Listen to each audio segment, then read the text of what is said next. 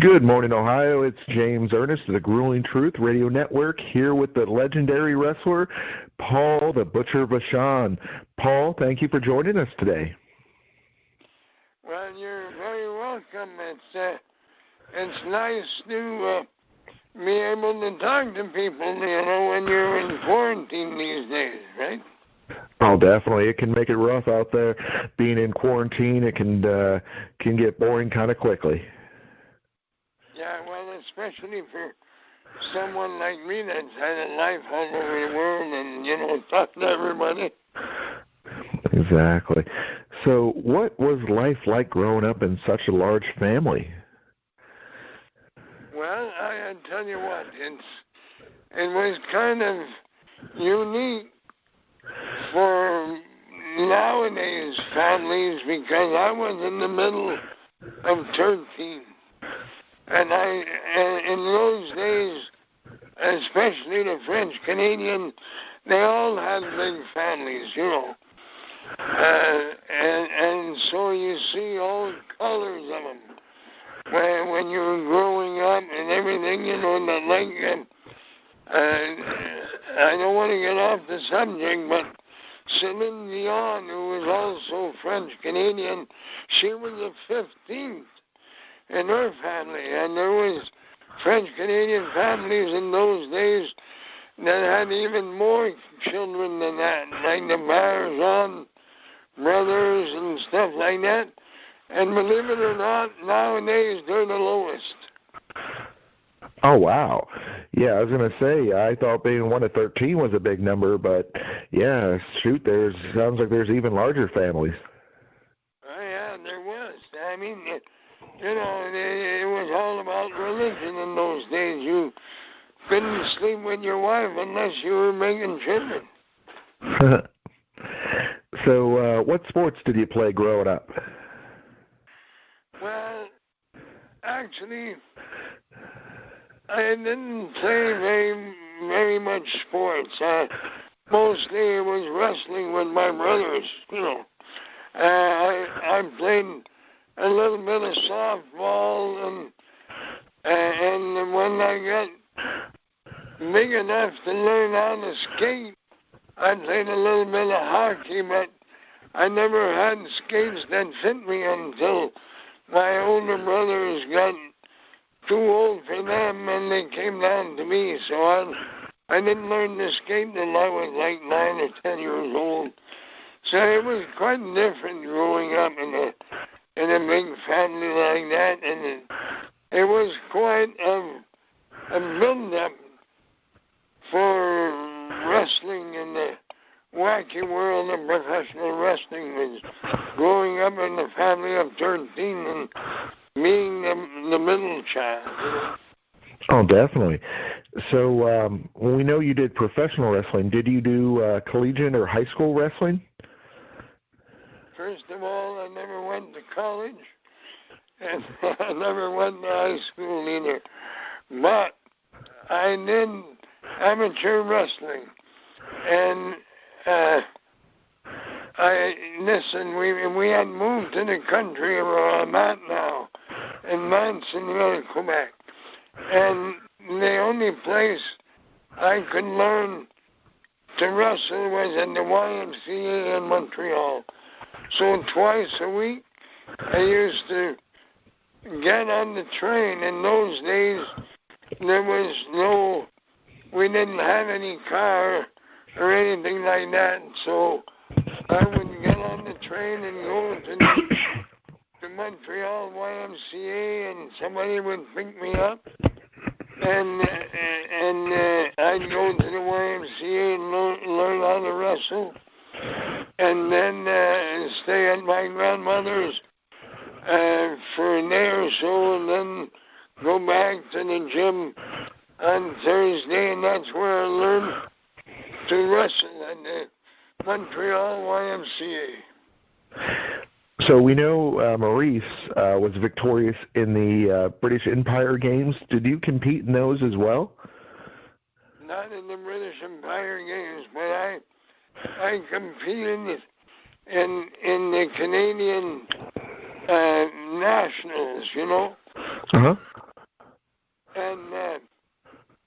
and I had, in those days, believe this or not, my father had to borrow money to send me on the bus from here to Regina, Saskatchewan. And in those days, there was no Trans-Canada highway. There was a railroad, but there was no highway. So listen to this.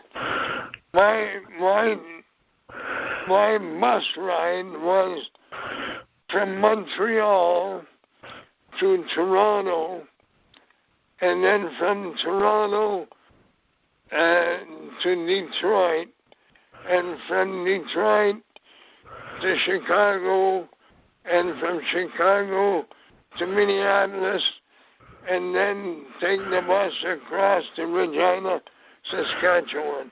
It took 5 days on the bus. Oh, my. Yeah. And, that's just one for the books. And that was only the start of my traveling, because I've been traveling all over the world ever since. And, when you're in any other kind of business, you can do it until you're in the 70s, but in the wrestling business, you can't. Mostly by the time you're 40, that's it. But I made it last until I was 50 years old, which in the past 10 years, I was way too much. But, what else are you going to do? But it made me able to go all over the world and talk to all sorts of people and learn about people, even though my formal education was only up to the 7th grade. But I wouldn't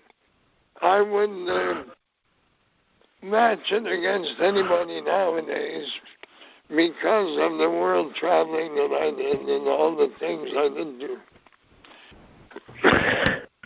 The way I understand it, in your family, Maurice was the first one to go into professional wrestling.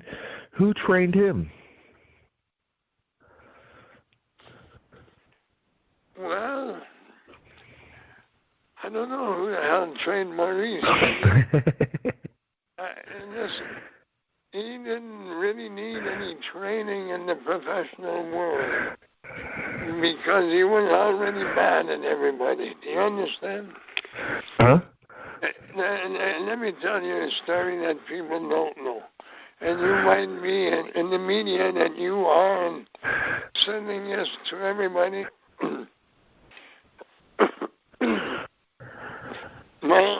My brother is one of 8 boys.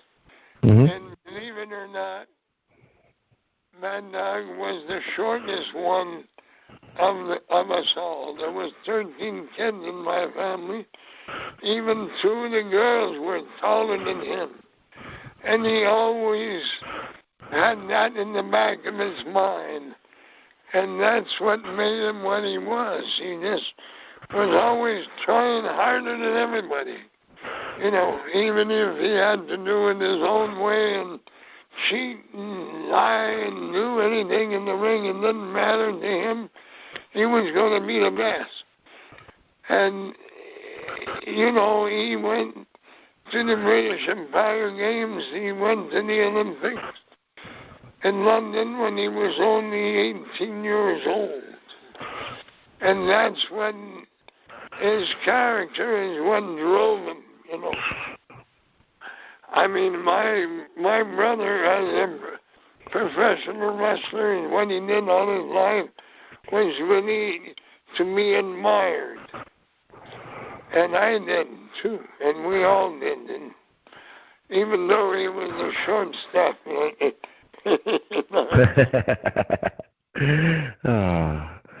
So, what was your favorite match with him?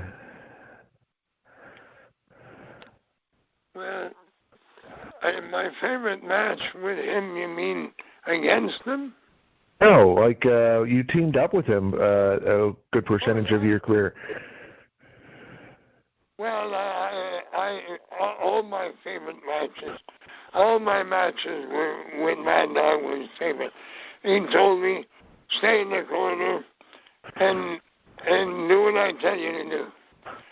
And of course, I said, yes, boss, you know.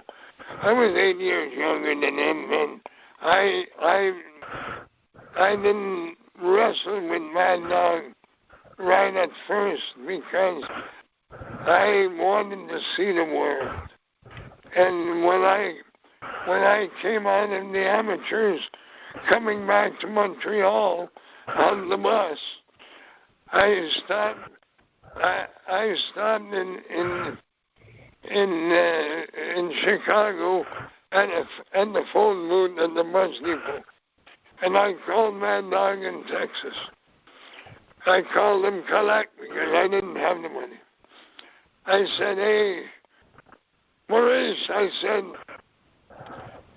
hooray, I said, I won the medal and the Canadian,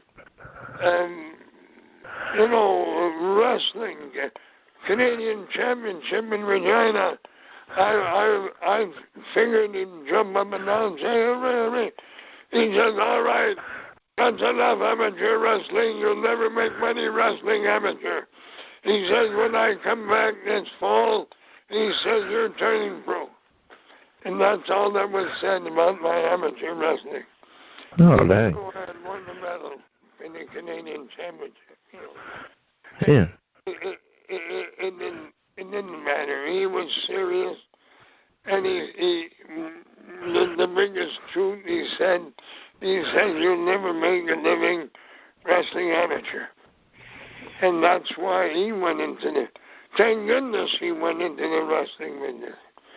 Because he would never have made it on the outside.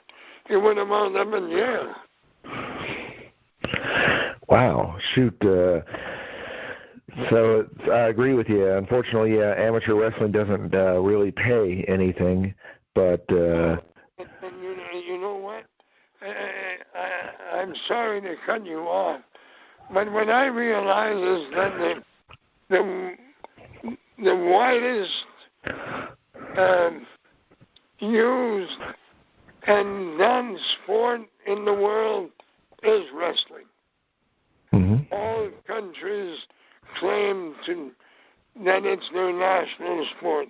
Even in England and Scotland and in India and Pakistan and Australia, they all pride themselves about their amateur wrestlers, you know. And that's why they do well in the Olympics and the British Empire Games and stuff. But nobody makes any money at it. So therefore, that's why we got into the wrestling business. We even had my father, who was one of the world's strongest men. He came, when he was in his 40s, he came to the wrestling at the YMCA, and he tried it out. And he said, the hell with this, that's too rough for me. So who trained you? Well, actually, I'd like to tell you it was Mad Dog, but it was not Mad Dog. In the amateurs, it was Frank Saxon, who had taught Mad Dog how to wrestle amateur.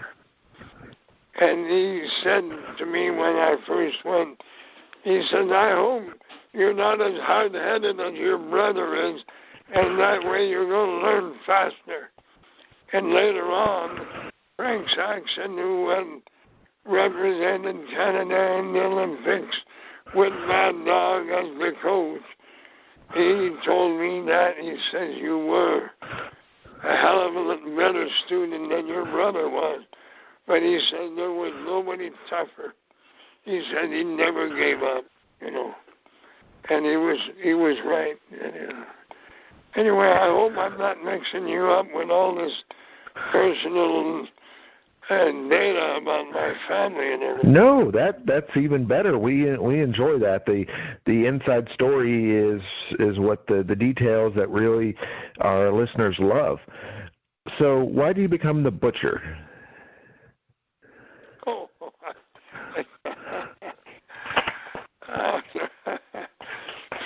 for a while, I went around the world.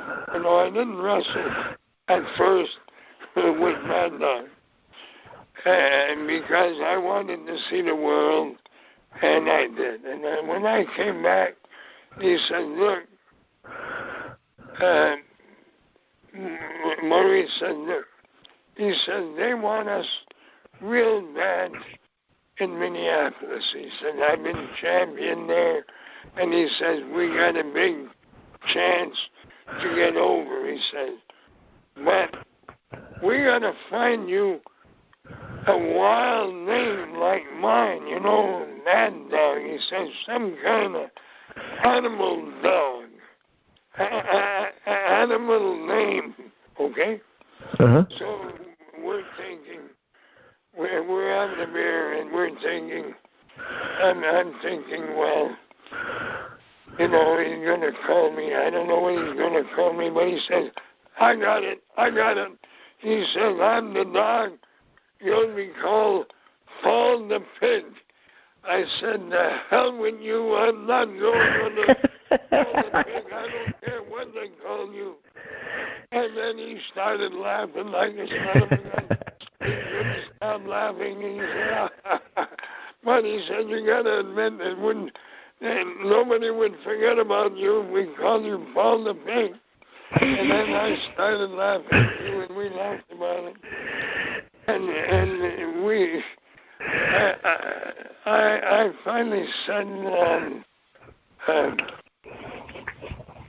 I'm on the Bull. And so for a while I was called Paul the Bull. And then we decided on Butcher. And it was good because it caught on fire, and I used it all over the world after that. Went to Japan and Mexico and everywhere. They know me everywhere. I made movies wherever I went to.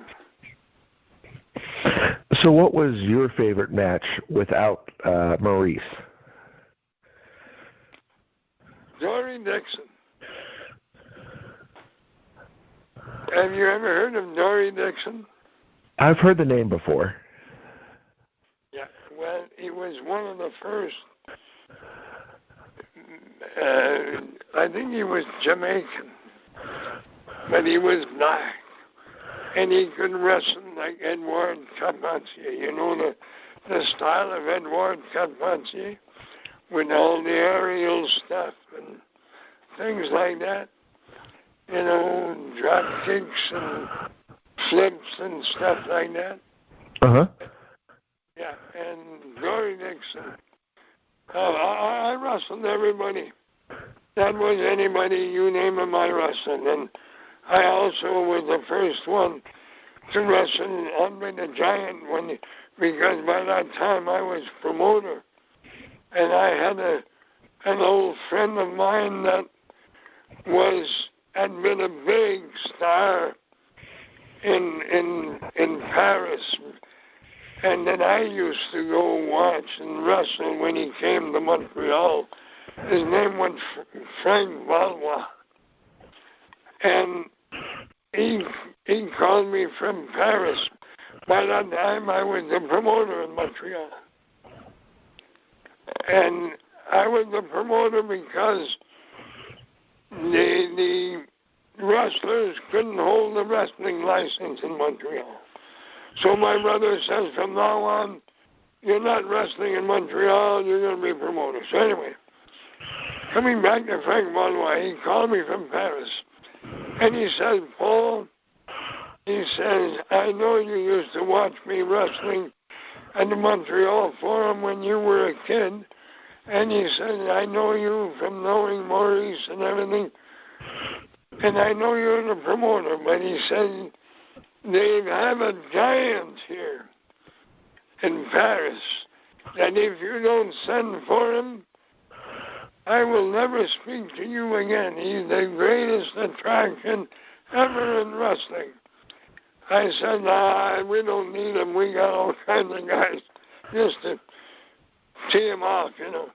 Then he got mad at me. I said, look, I'm only kidding. I said, what's his name?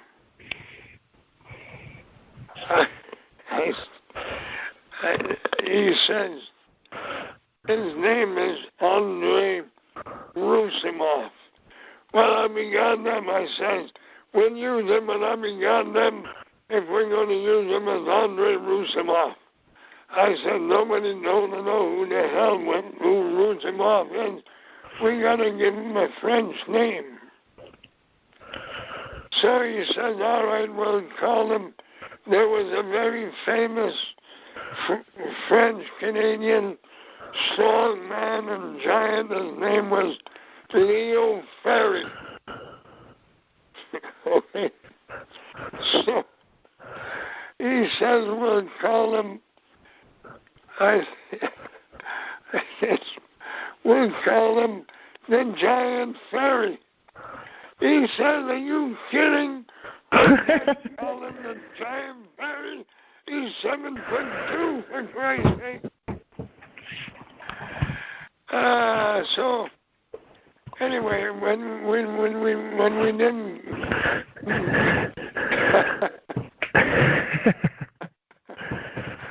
well, eventually we called him the Jean Ferry. But everywhere else he was called Andre the Giant. And also the promoter in Chicago, when he had first called me, he said, we got to use your Giant. What are you calling him? I said, we call him the Giant Ferry. And they gave me shit about that.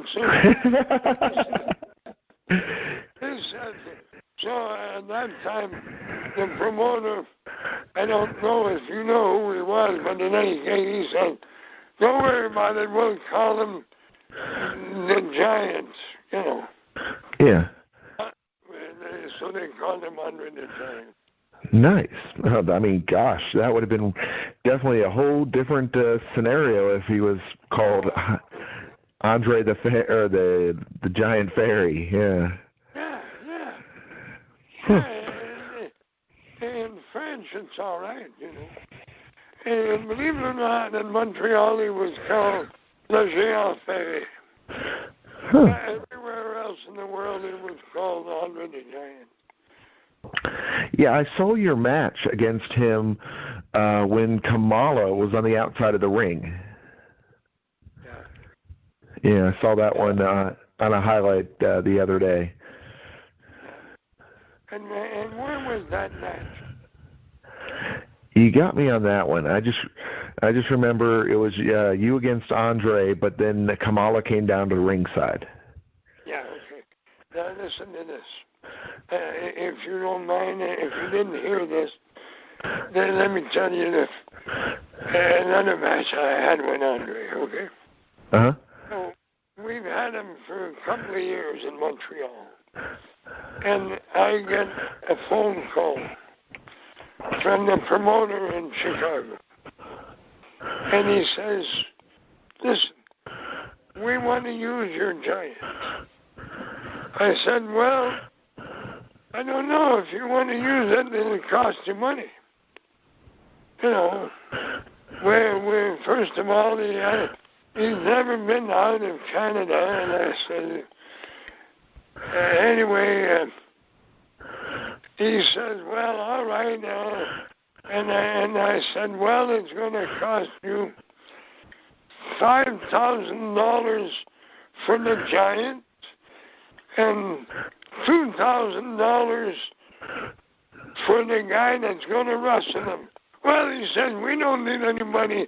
What do you mean $5,000? We've never paid anybody $5,000 to wrestle. And who the hell is that guy that's going to wrestle him? We got all kinds of guys here in Chicago. I said, well, first of all, you never had a Giant like ours And I said, not everybody can wrestle him. And he said, oh, who's the guy worth $2,000? I said, I am. And I was going to wrestle him. And he said, oh, Paul, you son of a bitch. You screwed me again. And he said, forget it. And he hung up. He called me back the next day. And he said, all right. And I said, don't forget the transportation. In those days, we traveled by plane. Well, we traveled by car, but going to Chicago, we had to go by plane, and Andre the Giant played tricks with everybody. We show up at the airport, and they have to check us with the wand, the magic wand. Yep. And I see this little woman, she's around the corner, and the giant is behind me. And I step up around the corner, and he sees what I'm doing. I'm lifting my arms up in the air, and he was always a joker. And she's checking me under my arms, under my leg with the wand, and she said, "You're okay, sir."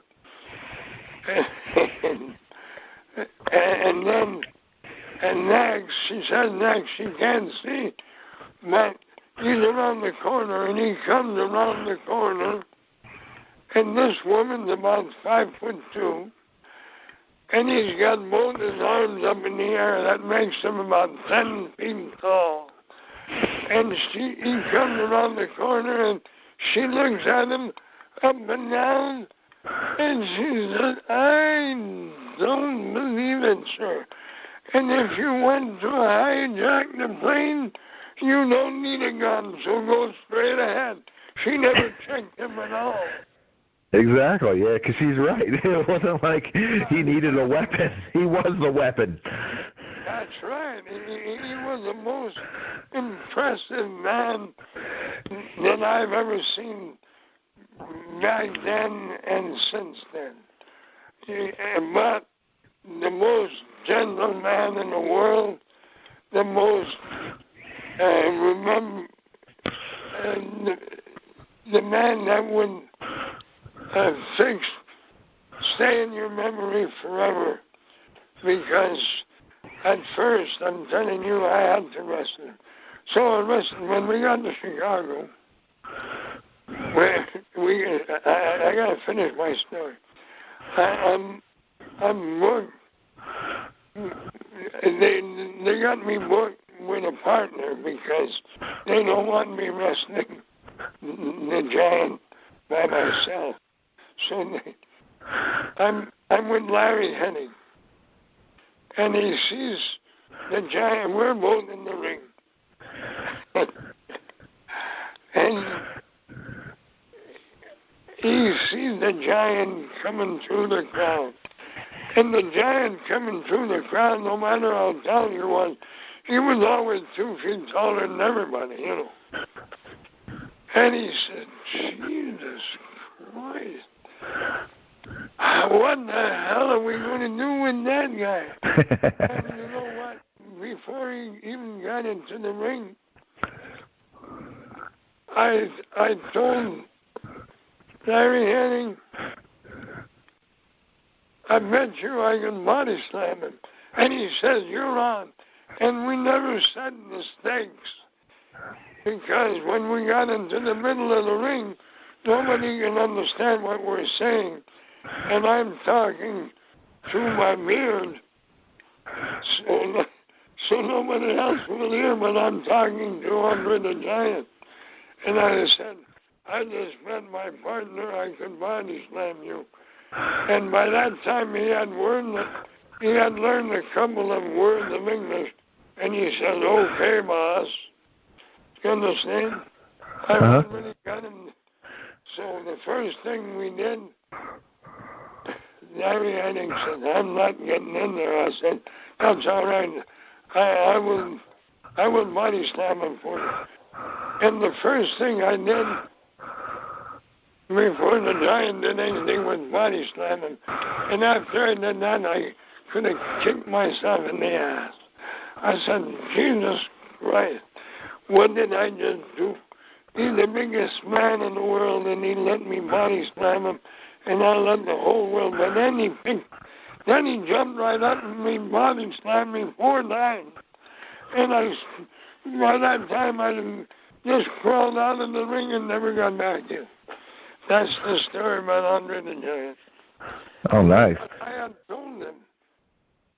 told him when we got him, I says, when you're in Europe, I said, you guys are always body slam you and everything. I said, I don't want anybody to slam you. Don't let anybody ever slam you.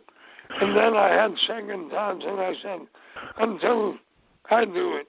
And that was the first time after 2 years he'd been here that I ever wrestled him. So, yeah, that stuck to his mind. You get it? He was that kind of guy. He didn't care. Nice. Yeah, the way I understand it, that you should have had 100,000 fans there to see it, because that's what they used to promote Hulk Hogan slamming Andre as being the first one. That's it. That's why I shouldn't have done it. But that's all right. It worked when they did it. You understand? Yep.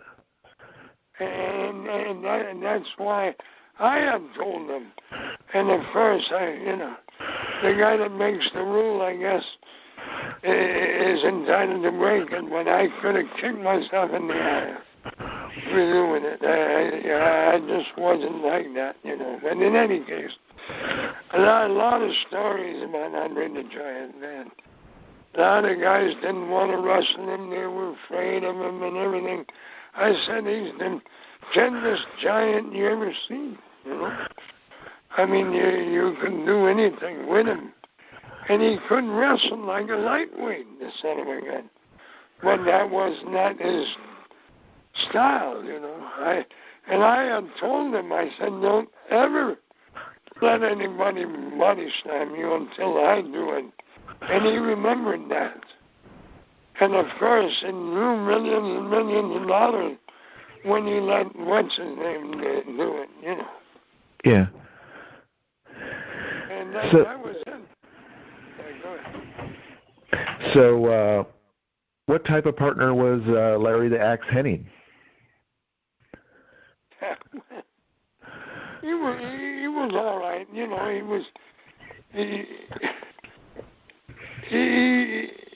He was colorful, for one thing, and he was a big guy. But,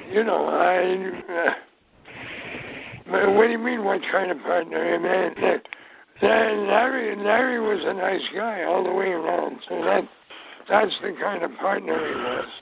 Oh, nice. Yeah. So, both you and his family have had multiple generations of wrestlers. Yes. Well, yes, actually, yeah. Once you're in that business, it's hard for the rest of the family not to want to get into it, I had 8 brothers and 5 sisters, and actually I had 7 brothers, 8 boys, and we all did some wrestling. And even one of the girls, and the baby was my sister Vivian, and let me tell you a quick story about her. Okay. She was okay. Now, why are you so loud all of a sudden? Anyway, look, we had moved from the city to the farm here on Vermont Highway 105, where it goes into Canada. Okay? So my sister Vivian was the 13th of the family, and all 12 of the other ones had been born at home. But my father said, look, your mother ready, you go get the doctor, which is in Mansonville, 5 miles away. So I had to ride a horse on top of a horse to come and get the doctor. And Dr. Callender was his name. And I said, Dr. Callender, my mother is ready, and they sent me to get you. You have to come to the house to help her with the baby. Well, he says, I know your mother is used to having her baby at home, but we don't do that anymore here. We take her to the hospital. Well, I said, we don't have a car, and we don't know anybody in the hospital. He says, that's all right, don't worry about it. You get back in the car with me. We're going to go to your house, pick up your mother. And that's what he did. And he picked up my mother in his car, and he drove her across the border to the closest hospital in Newport, Vermont. And my sister, Vivian, whose first name was Diane, she was the only one of all 13 of us that was born in the hospital. And my mother was there maybe a couple hours. Then they packed her up and drove her back home. And Vivian was the only one that was born in the hospital. Oh, wow. Yes. And then when we got home, my sister, Jeanine, who was the eldest one, and a little bit stuck up, and I said, I hope this one, because the doctor had told my mother no more. I said, this is the last one. I hope I'll be grandfather. And the grandfather. And my sister said, no, you're too young. I was only 12 years old. And she said, yeah, you're too young, we'll get somebody else. My sister was stuck up there. And my mother said, no, the doctor said this is the last one. And the oldest ones have been grandparents to the younger one. Paul's going to be the godfather, and that's it. And that's what the story is. My sister Vivian was not only my sister, but she was my godchild. And I took her to see I'm going to switch stories here, if you don't mind. Okay. It does have to do with Vivian. We had to take the train to go to Montreal when she was 4 years old to see the Santa Claus parade. And, at the Santa Claus parade, it's along one of the main streets in Montreal, Park Avenue, and there's people on both sides, and it's full of people, and she's only 4 years old. So I picked her up and put her on my shoulders, and she had the greatest time and everything. And later on, when she was around, I used to tell that on TV, on interviews and everything, I remember picking her up to watch the Santa Claus parade, and I had her on my shoulder, and I said, when you're that young, I said, you know what they say, he's not heavy, he's my brother. Oh. said, that's true for everybody except you, Paul.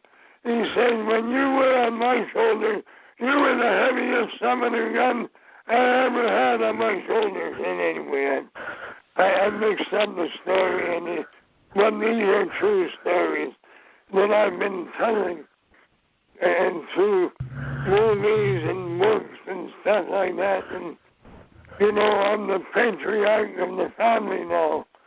All the older ones are gone, and I'm the oldest one living. And there's only 4 of us now, including Vivian. She's been gone a long time ago.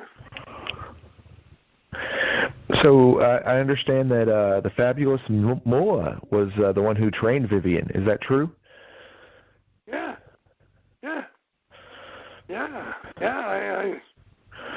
I send her. I send her there. I said the only place is very simple. The only place you're going to really learn, we can teach you around here, you know. But Mula is the place. And she had a big history with Mula. Mula was, you know, she trained her, and then when my daughter started to wrestle, I sent her there too, and Mula trained her too. They both went there to Mula's school. Nice. Yeah. And I had a lot more to say about that, but then, you know, we don't have that much time, and I sort of get tired. I'm 83 now, and I don't say that for you to hurry up or anything like that, but it's just things that come to my mind. Anyway, what else? Oh, what was your what match of Vivian's were you most proud of? Well, I was proud of all the matches that Vivian ever had, because I knew that she was doing her best, and to make her opponent. I always told her, I said, don't ever belittle anybody that you wrestle, because once you beat them, you haven't beaten anybody. Make them look good. That's what Mad Dog had told me. Make them look like champions, and then beat the hell out of them. And that's what I told my sister Vivian. And she had good matches. You know, she had so many of them that I couldn't really tell you. Can you mention some? I know she had a couple world championship matches out in California. Yeah, and I was not there very often when she was wrestling for the world championship, because, you know, we used her here in Montreal, but I was here for all her matches, and she lived through to the Vachon family anyway. So she ended up starring in a movie, Wrestling Queen. What was that all about? Well, they came, they called it Wrestling Queen. And they came to us and they said, we want to use your sister as a wrestler in the Maritimes, and we sent her there to wrestle, and that's where most of the movie was taken, when she was wrestling in the Maritimes. Because I was the promoter in Montreal, and and at the time of Grand Prix Wrestling, I don't know if I told you this, but I've told plenty of other people, we used to send our wrestling from coast to coast, from Newfoundland all the way to British Columbia and Vancouver Island and parts in the United States and everything. And anyway, I'm always bragging about that, but in any case, and I have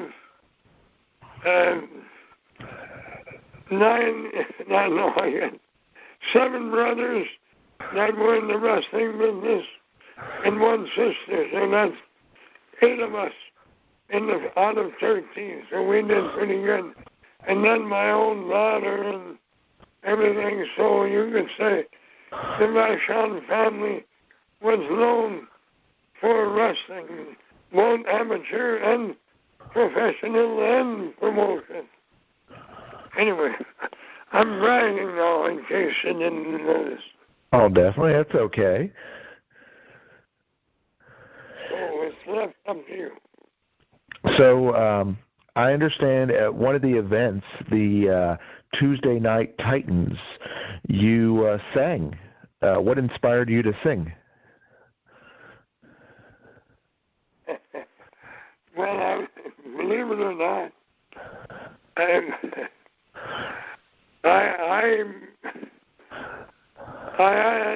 I always dreamed of being a singer. Because Bing Crosby, when the only way we had of hearing him was on the radio. And I grew up singing just like Bing Crosby. I was a baritone by the time I was 14. And I could sing like Bing Crosby. So I sang songs at everybody's wedding, and I sang songs at my wedding. And to my first wife and everything. But you know what? I've had 3 wives, and now you're going to get me mixed up. Sorry about that. Don't worry about it.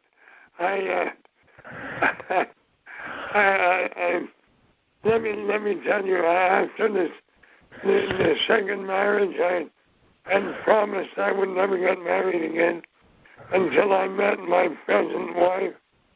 She had been a Marine Staff Sergeant and never been married. And finally, I asked her to marry me, and she called her mom. And her mom, I was there when she called her mom. And her mom had given up hope on her ever getting married, because by that time, I was 55. I had given up hope of ever getting married. And I said, well, we do so well together, let's get married. She said, no, I don't want to get married. And she called her mom, and she told that to her mom. And she says, what are you waiting for, girl?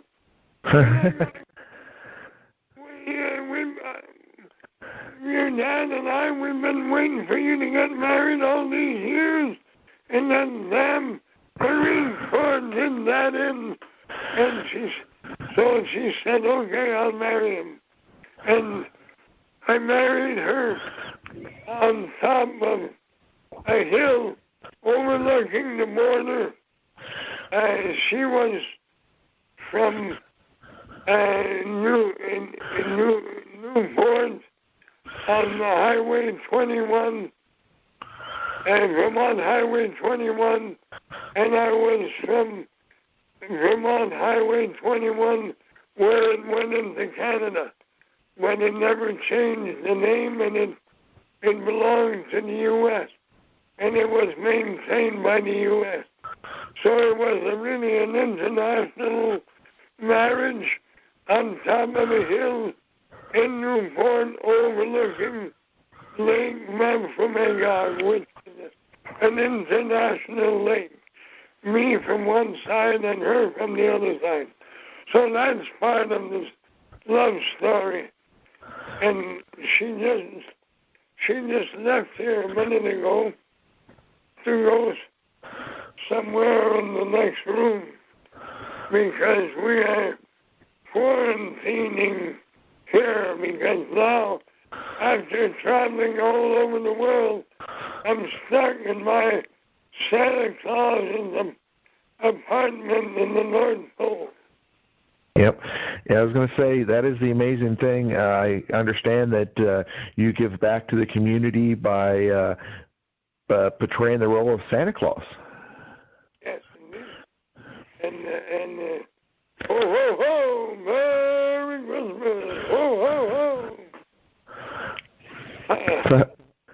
So how long have you been Santa Claus? Well, actually, this year, it will be the 20th year. And we are going to do it remotely. Santa is going to stay here in the North Pole, and the children that I had been visiting for the last 19 years will be at the Berlin Mall in Barry, Montpelier in Vermont.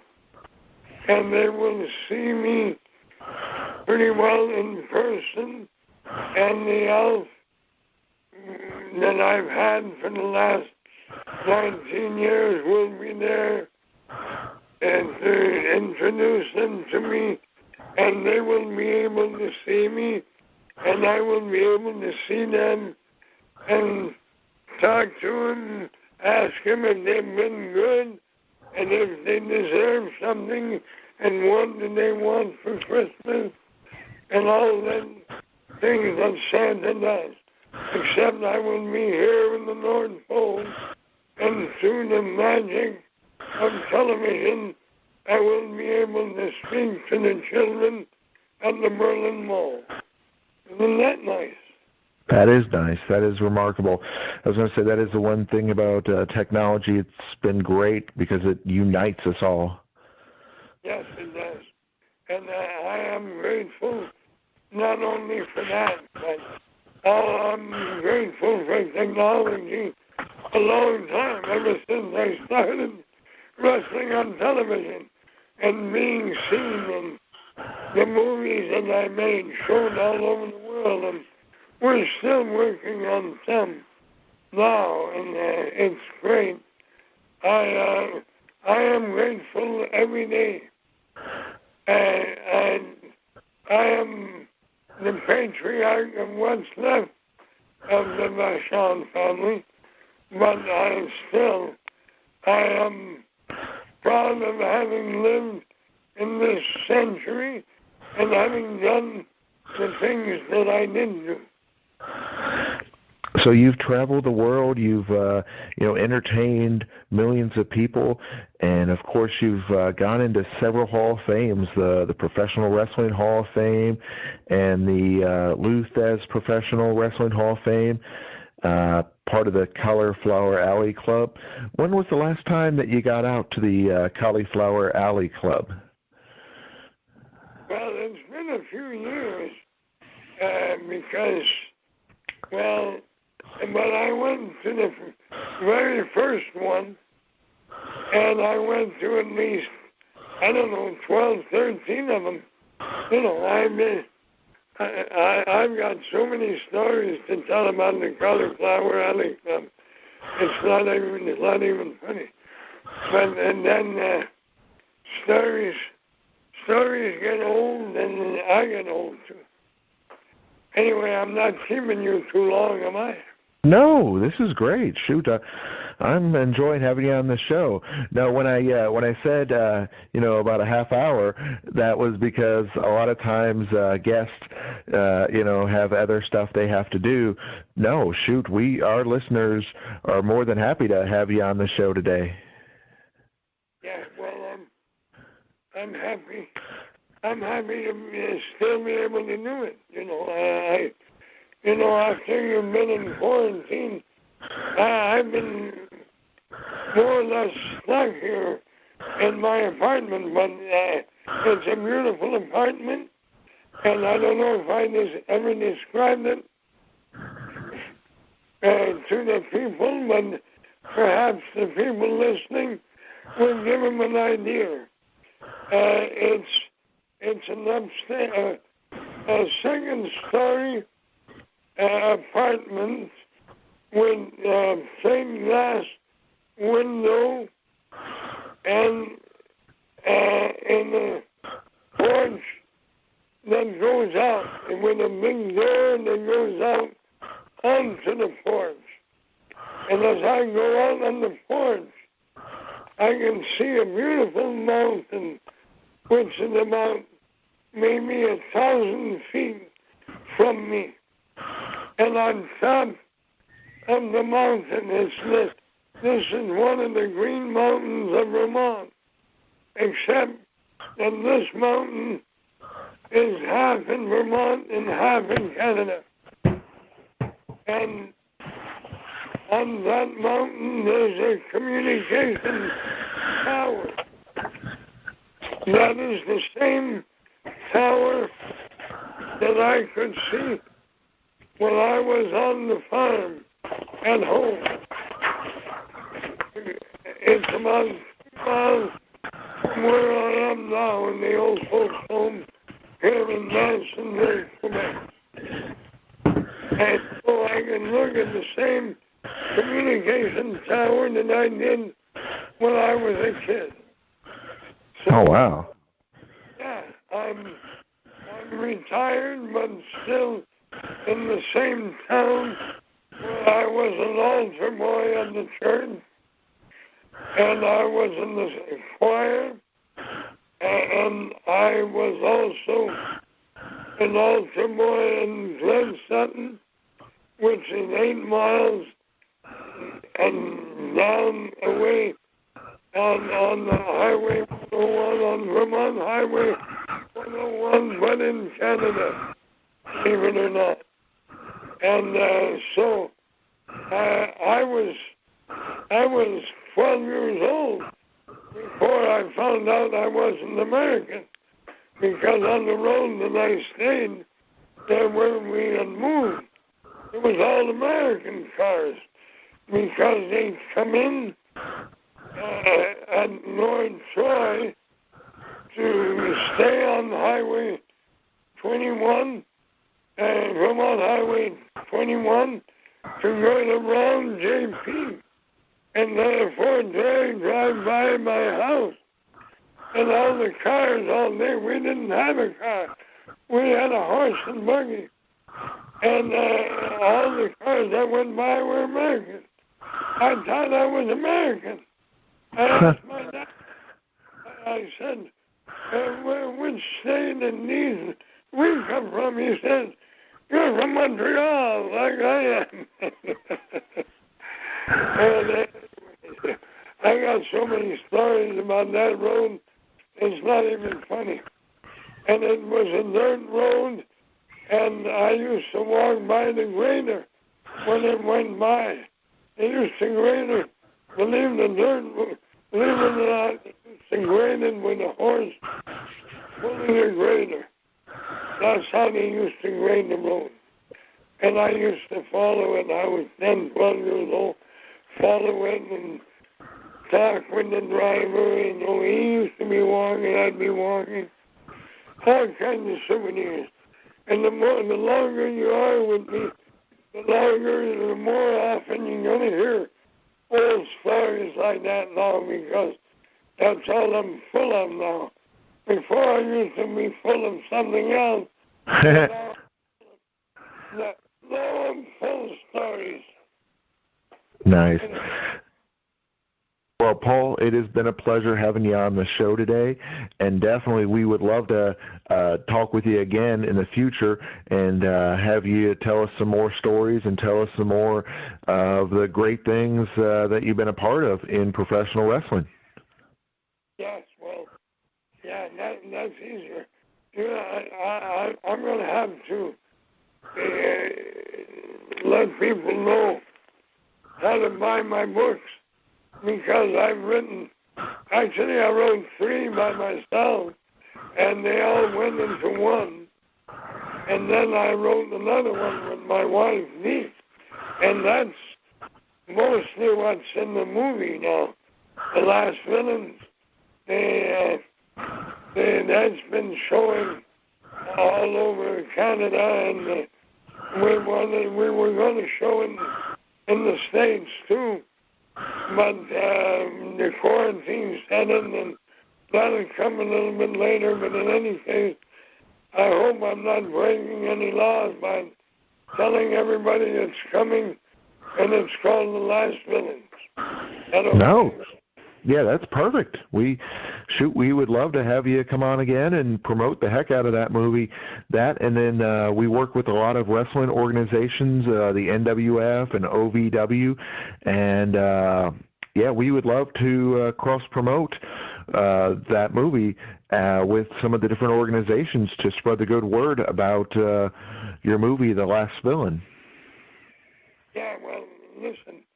When we finish this program, you get back in touch and talk to Dee, my wife, and we'll send you a copy of the movie. Okay.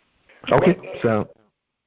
Yeah, that will be only for you to show and to your friends. This is not a commercial deal. You understand? I know what you mean. So before we let you go, where on social media, where on Facebook? Because I understand you have a new Facebook fan page. Yeah, well, yes, I do. Don't ask me what the hell it is, though. You'll have to ask. Definitely. So on Facebook, our listeners, they can search Paul the Butcher Vachon, and it should pop up on there, and they should definitely click like, and that way they can know all about the different books and all the great things that you've done in your career. I thank you very much, sir. Welcome. Call us anytime. Thank you. That'd be my pleasure. You have a great day.